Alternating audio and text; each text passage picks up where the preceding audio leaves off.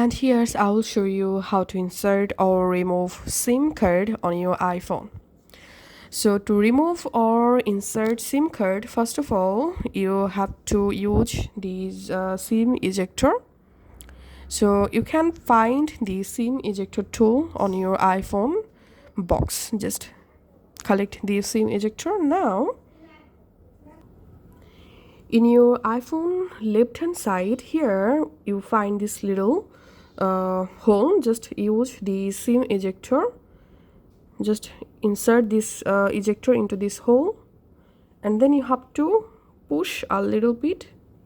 So press slowly, and then here we can see the SIM card is successfully come out. Now I'm just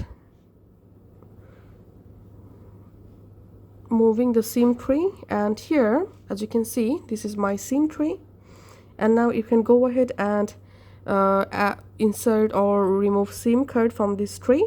Now to insert the SIM tray again, just do the same thing. So here's the SIM card hole. I'm just inserting the SIM tray here and push a little bit, and that's it. You have successfully learned how to remove or insert SIM in your iPhone.